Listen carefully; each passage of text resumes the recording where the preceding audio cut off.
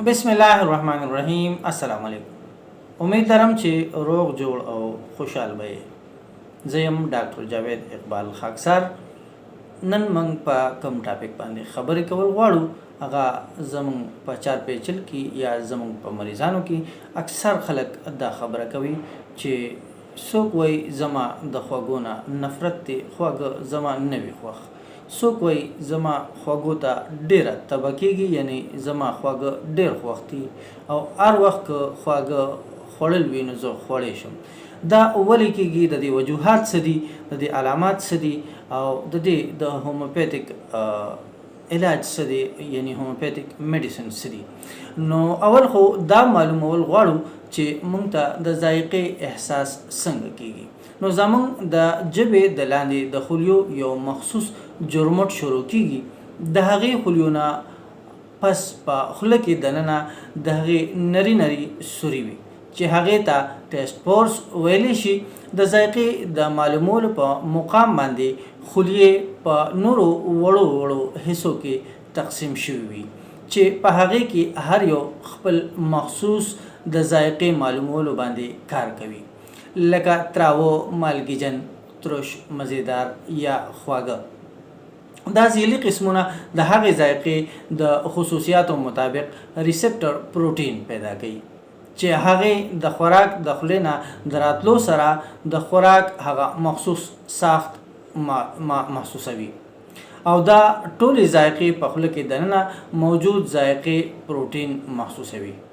د دې نه پس د اعصابو په مدد سره دماغو ته سیګنل ورکوي چې هغه سره دماغ د هغې ذایقې احساس ورکړي. نو کله چې موږ په خوړلی شوي خوراک کې خواږه محسوس کو، نو دا په اصل کې د اعصابو هغه پیغام وي چې زموږ په خوله کې کوم پروټین وي د هغې دماغ له سیګنل ورکړی وي. اوس به خبره کوو چې موږ ته د خوږو خواهش ولې کېږي.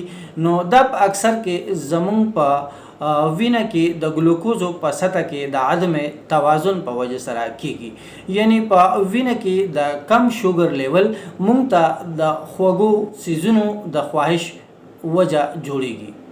د دې نه علاوه چې کوم څیزونه په وجه سره موږ ته د خوږو خواهش کېږي، په هغې کې نفسیاتي وجوهات، د غیر ضروري دویانو زیات استعمال، د هارمون زموږ په بدن کې عدم توازن او د صحت په حواله سره نورې مسلې هم کېدای شي.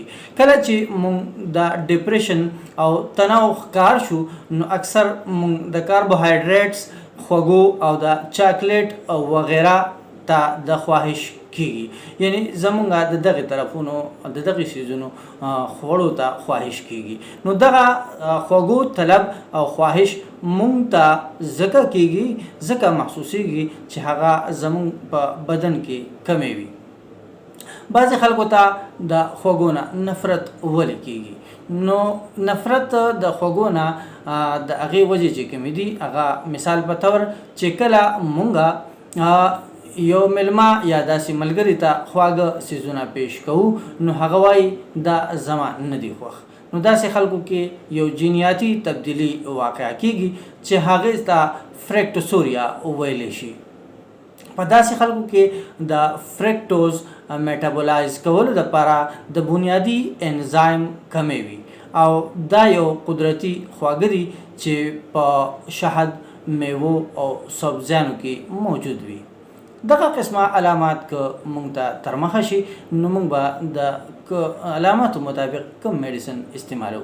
په هغې کې ارجنټم نایټریکم، لایکوپوډیم، کاربوویج، کلکیریا کارب، کلکیریا فلور، ارنیکا وغیرہ د علاماتو مطابق